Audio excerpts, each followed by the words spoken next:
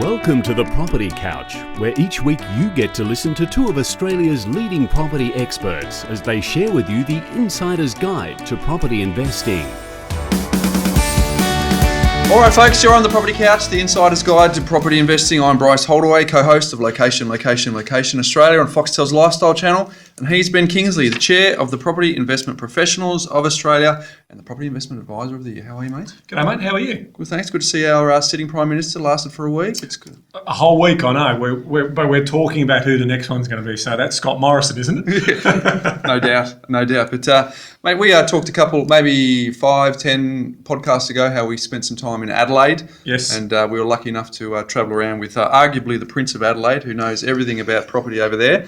And we're lucky enough to have him as the guest today on the podcast, Peter Koulizos, which is not easy to say. How are you, Peter? I'm very good, thank you, Bryce. That's good. You're also known as the property professor. Yes. How did that Not come? a real professor, but the fact that I teach in property research, won some teaching awards, so I've got that nickname. Yeah. So please don't call me Professor Koulizos, but the property professor. Was it a journalist who gave you the tag, or was it just, how did it evolve? Some radio DJs in Adelaide. Okay, yeah. They said, some property professor spoke last night and said such and such, and it's just stuck. So Perfect. Well, I think it's perfect for you. Peter has got a very, very fair pedigree. He's the author of two books. The first one was The Top Australian Suburbs, a guide for investors and home buyers. And then you got together with a mate of yours at TAFE, I believe, who's in the shares camp and you're in the property camp, and you guys boxed it out in book form and talked about the pros and cons. we did. So property versus shares, I wrote it with Zach Zachariah, who runs the share investment course at TAFE. Yep. And I just run the property investment course. So,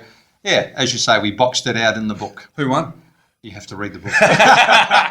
Very good. So do yourself a favour, go and check those two books out. They're great reads. Very true. Now, Ben, it was a fact that when we were travelling around in Adelaide with Peter in the car, Yep. it seemed like every second property, Peter said, our family owns that.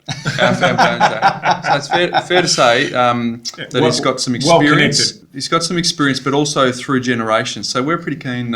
We let our listeners know lots of principles and frameworks about property investing, and you've done it yourself. You've invested, you've developed, you've taught, you've written about it. So I think there's lots to talk about. So anything you want to kick off with today in terms of maybe some of the lessons that were passed on through the generations about why you should be investing in property in the first place? Yep. I got into property because my father was a real estate agent. So I grew up with property. And I mean, Dad was always telling me buy property, but as a young lad who listens to their father, I was too busy, playing football and We know everything when we're younger. That's right. I say the same to my kids. Oh, I forgot. Sorry, you're 17 years old. You know everything. Still know everything, yeah. So I didn't invest until my late 20s, but I learnt a lot of lessons, not that Dad set out deliberately to teach me explicitly, but just like through a process of osmosis. I learnt about what makes a good property. Dad was very much into buying property, fixing it up and selling it. So not only was he selling real estate for other people, but he was actually investing in it himself. And my father came to Australia when he was 25 with virtually no money and certainly no English. Yep. Worked until he was 35 in a factory, but then studied part-time while he was working in the factory and got his real estate licence. Great. And by the time he was 45, he retired on property. Wow. Because he'd bought enough property at the right time that he had an income stream that allowed him to give up selling real estate. So dear old Dad passed away a couple of years ago. So he actually was retired for more years than he was working. Wow. That's impressive. Yeah. Now, so a lot of people talk about this 10-year, you can retire in 10 years. Do you think today that's still true?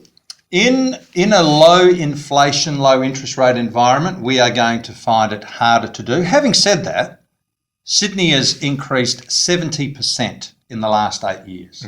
Now, it might do 100% in the 10 years since the GFC. Yep.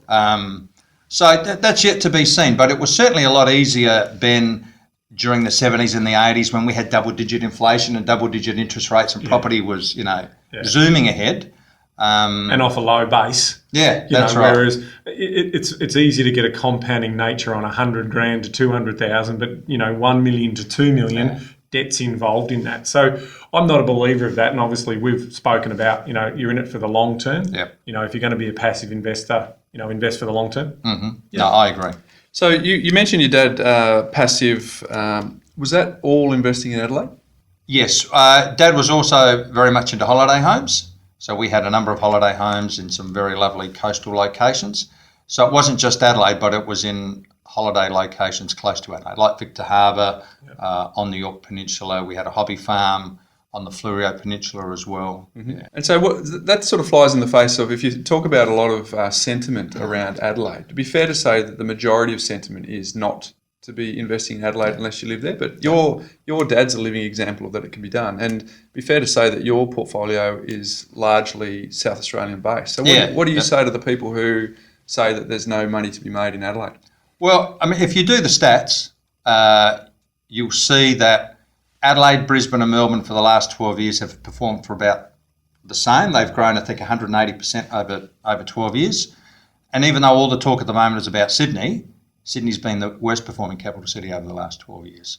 So providing, and it's not just about picking the right city, providing you can pick the right property within the right suburb in the right city, then you can do very well. I know some friends that have done particularly well by investing in Sydney or Melbourne, not so much in Perth, unfortunately, because they're going backwards at the moment. But that's a time thing. And if you're in it for the long term, but there is definitely an argument around timing the market. Certainly. I mean, the research is getting better and you should be able to sort of buy counter-cyclical, which is obviously what we're trying to do, isn't it? Well, the cabbie that I had that brought me here today was saying he bought a house 5 years ago. For the first 4 years, it did nothing. But just in the last 8 months, he's gone up 10%. Yeah, there you go. That's an important point for the listeners, because we always, historically stuff doubles every 7 to 10 years, but not linearly. It's usually periods of flatness, and then there's a sharp period of booming, and that's what I'm finding. We're buying a lot of property in Brisbane, and we're finding we're paying the price that people back in 2008 and 2007 were paying. We're paying for it now. So there's two people, same property, have a different story. Fast forward 2 or 3 years from now, we think that our client's going to go, geez, I had a really great experience buying in Brisbane. The person who we bought it from said there's no money to be made in property, you should never do it. The one I bought in North Queensland last year, the person who bought it in 2007 paid $232,000 for it, and I bought it for $150,000. So exactly that, and it's all about the timing of the market and the science that lives behind it, isn't it? That's right. Yeah, that's right. Any quirks in Adelaide? I remember when we were there with you and you talked to us about whether or not you need to be near public transport. You said, no. If I need to go somewhere, I'll be able to park out the front. That's right. In Adelaide, if we can't find a park out the front of where we want to go, we'll just keep driving around the block. Somebody pulls out and we park there. And no need for coins because you don't have meters. You're that far behind. No, we do have meters, but we don't have toll roads. We don't have toll roads. Good point. And we only need coins for our parking meters. Unlike Sydney, where you don't worry about coins, you just flash your credit card on there because it's so expensive per hour. So, I mean, that's a good point. So, Sydney and Melbourne, critical to be near public transport, more so in Sydney, especially a train station. In Adelaide, most people drive. Being close to public transport's not such a big deal. What about the trend towards, obviously we know in Melbourne and Sydney and Brisbane now, it's the walk score. It's that ability to basically leave the car because of the congestion component and being able to walk to amenity. Whether it be not so much school, the parents are happy to get in the car and drive 5 or 10 minutes to drop the kids off school, but that amenity down to the restaurant, the coffee shop, to get their bacon and eggs on the Saturday morning and read the paper are we starting to see a trend like that in Adelaide? Yeah, and what's also important in Adelaide, other than the cafes and the restaurants, is the beach. Yeah. Now, our beaches aren't as glorious as Sydney's, but we flock to the beaches summer and winter, even if it's just to walk along the beach, take the dog, or have a coffee by the beach. So for us, I mean, one of my key principles to buying property is proximity to the CBD, but in Adelaide, proximity to the beach is also really important. I agree. I mean, I've been researching Adelaide like you have, Peter, for, not as long as you have, but our initial assessment of Adelaide was a difficult one because it wasn't this traditional CBD and this sort of vibration or ring, that would roll out. And so you sort of saw your pockets right around the CBD do that. What we actually saw, because the makeup of the employment in that area was different. There wasn't that basically latte sipping society en masse, because the CBD wasn't necessarily the funnel of all major income earning. There was obviously good manufacturing opportunities, some mining opportunities. So those people chose to live coastal because also there wasn't that congestion story as well. But I think you're getting there. I mean, I think with the Adelaide Oval redevelopment and what's happening with the research hospital and the university upgrades, there's a real buzz around the city areas, and I think we're going to see that sort of start to happen a bit more. Yeah, look, I'm in Victoria today. I'm from South Australia. There is a huge rivalry between us, but the one Is that just because Dangerfield's going to Geelong or something else? He's been very good to us, by the way. So if he goes to Geelong, good luck to him. But for whatever your political persuasion, back in the 90s when each of our state banks collapsed and we both went into recession, you had Jeff Kennett, we did not. Yeah. You know, Jeff Kennett, South Bank, Docklands, major infrastructure. We went to austerity. Yeah. And it's taken us 10, 15 years to get out of that. Yep. But as you said, and as you saw when you came to Adelaide, just on North Terrace itself, extension to the convention centre, the new hospital. Adelaide Uni is building their medical school right next door to the new hospital. The University of South Australia is building their new cancer research centre right next door to that. There's proposed for further development on the riverbank. Adelaide Oval. It's all happening. Yeah, it's starting to bring a bit of vibe, and I totally agree, Pete. I think they're all types of employment that bring six-figure salaries with them. Oh, yeah. So, that's going to obviously mean that the good stock is going to be well sought by those types of people. So there's always blue chip country in any city and even any regional town. And so it's about tapping into that as opposed to maybe speculating on the fringe stuff where you take less risk but potentially more upside, because we're human beings. We want to be associating with like-minded people. We want to network with those like-minded people. We don't want to, and we want to feel safe in the suburb that we live in. So that's a big part of it. We've often talked about owner-occupier appeal. Well, that's the message there. As investors, we want to get on their coattails. Yep. Dead right. One of the things we asked you to help us with when we went to Adelaide is, besides giving us the bigger picture macro view, we wanted to get down and see some bricks and mortar, and you made a comment to us that you don't recommend anyone invest in apartments. And then we turned up to what we would call an apartment, a 1970s style apartment, which you would call a flat. That's right. Which sort of brought out the differences between the terminology between cities. But you've got a really strong view around apartments to your definition in Adelaide. You want to tell the listeners? Yeah, sure. Look, my definition of an apartment is a relatively modern, high-rise, small dwelling. Whereas flats and units we would call low to medium rise, generally built in the 60s or 70s, possibly 80s. So the big difference is apartments, there's a high-rise and there's a lot of them in a relatively small area of land, whereas what we call flats and units, there's less of them and they're on relatively larger blocks of land. So the key there is the land component. Mm-hmm. I'm not a big fan of new apartments. One, they have a very limited land component. And if property has two components, which is land and building, land appreciates in value, buildings depreciate in value. The other one, if we look at an economic principle, is demand and supply. In my opinion, places like Melbourne and Brisbane are soon going to have an oversupply of apartments, because it's not like you build one apartment here and one apartment there. It's 300 here and 400 over there. So very quickly, you can get into an oversupply situation with apartments, unlike you can with houses.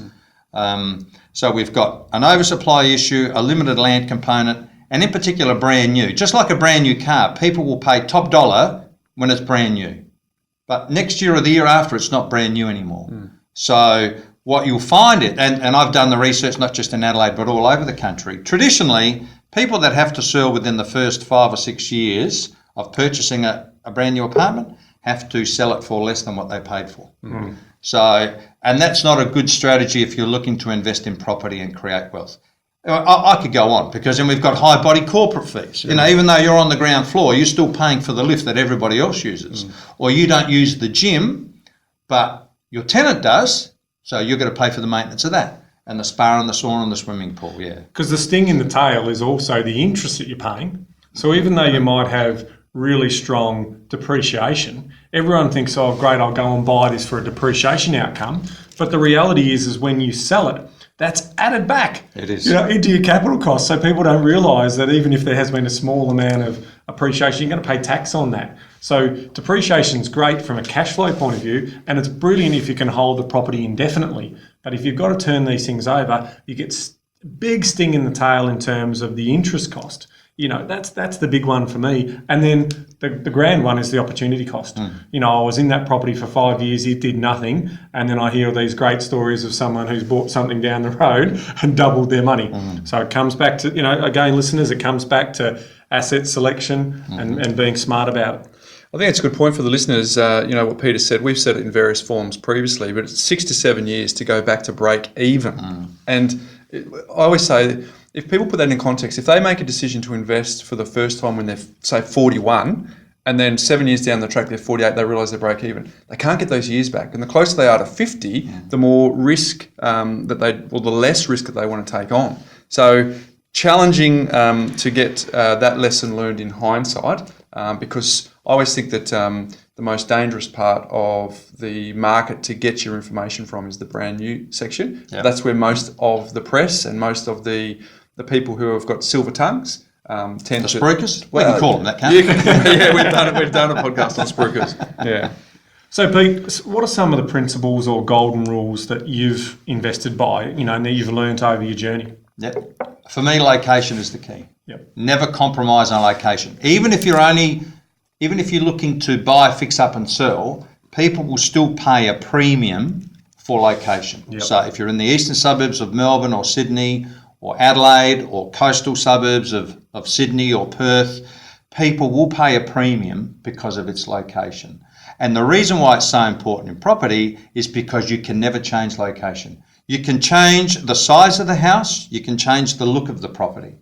You can change the size of the land. You can either subdivide it, or if you've got enough money, you can buy the block next door. But you can never change where it is. That's why you need to get your macro location right, capital city and suburb, and your micro location. That is the right street. Like, you don't want to be picking localised neighbourhood. That's right.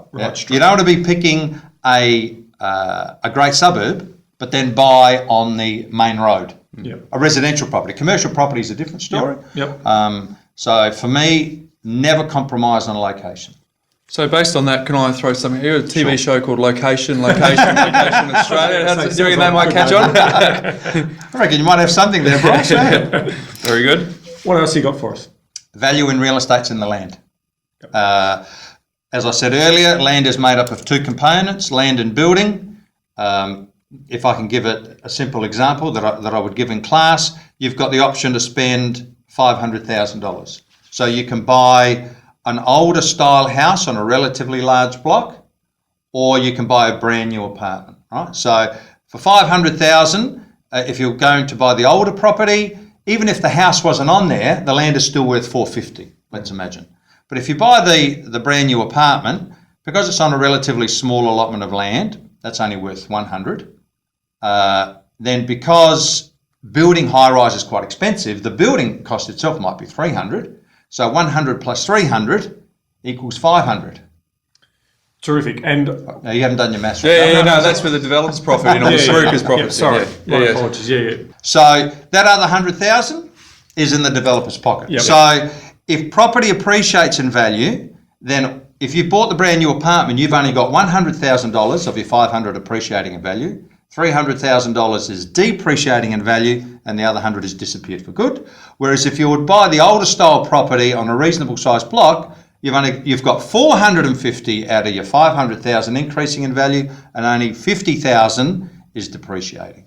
The value in real estate is in the land. You need to make sure that when you're buying a property, the vast majority of your funds are going towards the land component. And it doesn't mean a big block of land. Like a small block in Toorak in Melbourne, let's say a 200 square metre block in Toorak in Melbourne is going to sell for more than 1,000 square metre block, and maybe bush. Out in the bush. In the greenfield areas. Yeah. So what I mean by terrific before, We've referred to this as land to asset ratio. Yep. Do you refer to it I as that? do, yeah. And do you have any principles that you work on in terms of percentages? 70. 70. 70%. Okay, so mine's 60. Okay. So I'll go as low as 60 because in some really blue chip areas in Melbourne and Sydney, you got to. Yep. You know, because ultimately the value is still there, and you can't necessarily get that really old home. The home might have some character appeal about it, and that pushes it at that little bit lower. Yep. So that's a good message there around 60 to 70%. If you're getting 60 to 70% of your land content in the overall value, then it's a trigger for further research, and it's passed one of those ticks, hasn't it? Yeah, and it's interesting you mentioned character, because like economics, demand and supply, they're not making any more original Californian bungalows or Victorian or Edwardian style homes. So similar to a car, often vintage cars sell for more than what they did when they were brand new because of their scarcity. Yep. So, yeah, land that's component and character. So as an extension of that, I always say, for me, it's land value is more important than land content. Yes. And I think that's an extension of your That's a great point, way because of another example, an extension of your example is I always say if you've got 500 to spend and you could buy what we both consider as a great flat, for example, a 70s apartment in a beautiful tree-lined street close to the city, I can pay 500 versus going out to a greenfield and paying 500.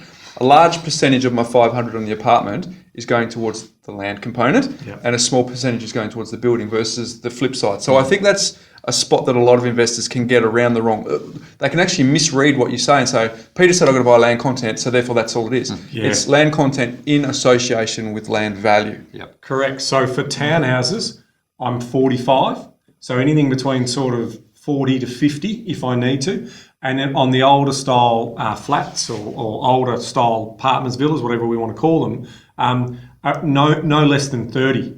Okay, because when you get to the medium and high density stuff, it's 10 to 15. That should be a trigger to say, well, of what I'm buying, even though that block of dirt in downtown Docklands in Melbourne, that 800 square metres of dirt that's going to now be 16, 20 stories high, sold for $11 million, $12 million, so it's $1 million per square or whatever. That you're still getting 1/200th of that as opposed to the 1/8 of that. So that's how you can work it out. So think about it like that. Some good little rules of thumb there around land to asset ratios. Beautiful. What else have we got? Do your own research. Unless you have a trusted property investment advisor, Yep. you need to do your own research, and don't just trust what the real estate agent is telling you, because you need to remember that the real estate agent is working for the vendor, the person that is selling. So they're going to do their best to try and sell the property, and that may not be in your best interest to just listen to what they have to say. So Pete, when you say DIY your own research, are you saying that there are some people though that you would trust with research? Yep. There are obviously some sites that you can go to, you can subscribe to some good data, but if that, say, a qualified property investment advisor's got great data and great research, technically they're going to have experience, skill, proven track record. So the average DIY is not going to be able to compete with that skill base of that professional technician, is it? So you need to find yourself your qualified property investment advisor. There's not many of us around at the moment, but I'm sure things will continue to grow, and there'll be many more people that are advising their clients on an ethical and moral and, of course, a legal basis with their best interest at heart. And the great news about PIPA, so everyone knows that I'm chair of PIPA, is we've got a lot of people currently undertaking that course, which is great. You can be a qualified property investment advisor as a qualification. Now, most importantly is that some of those can still sell off stock lists. So if they're giving research, you've got to make sure that that research is both from a macro point and also a granular level. So we're getting down to that lower level. And if they're limiting the number of options that you've got, just understand their independence. So we do have QPIAs who don't have that independent view, and there are others who charge fee for service who do have that and back it up with independent research themselves. Yep. And a point for the listeners, as we've said before, searching is not researching. Correct. Very good. Searching is not researching. All right, another one, Pete? Do your numbers. So again, don't just rely on the real estate agent to provide you with what rent they think you can get or what it might resell for when you fix it up.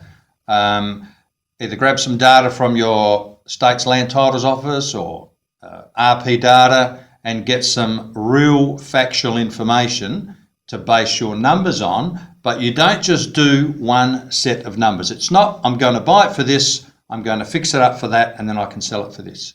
You have to do 3 sets of numbers. So you have to do a scenario analysis. So you'll do your numbers on what's probably going to happen, but then you should also do your numbers on the worst case scenario, and then you should also do your numbers on the best case scenario. Oh, that's great advice, Pete. So if you're going to renovate something, the best case scenario would be, let's say you're able to source second-hand materials so you can keep your costs down, and because you're renovating a character or period style home, somebody falls in love with it, pay top dollar. Worst case scenario is you find the tradesman from hell, takes forever to fix up, and you're selling in the middle of a slump. So if you've done your scenario analysis and then the worst case scenario you still make money, then I think that's a pretty good investment. Yeah, look, and that's obviously an active investor. That's someone who's trying to create a return as opposed to that classic passive investor. Yep. And any more? One more. Persevere. Persevere. If investing in property was easy, everyone would be doing it. Yeah, absolutely. You know, a lot of people search and search and search, and they can't find. They think they can't find what they're looking for, and they say, "Oh, it's all too hard," and give up. But hopefully, one thing that I've instilled in my students is, with property, there are many properties for sale, but there are only some that are going to be suitable for your particular investment strategy. So you need to search and persevere and put offers in, and yes, you'll be knocked back, and put more offers in and you'll be knocked back. But once you've done your research and you've got a good idea what value is, what good value is, then you need to act quickly before others get in. And you particularly find that in a market that's moving very quickly. Yep. Properties sell within a matter of days. Yeah, they do. There you have it, folks. Top 5 tips from the property professor. 1, location is the key. 2, the value in real estate is in the land. Number 3 is do your own research. Number 4 is do your numbers. And number 5 is to definitely persevere. Now, we've got lots to talk about with the property professor. We're going to take a quick break right now, and we'll come back with plenty more in a moment.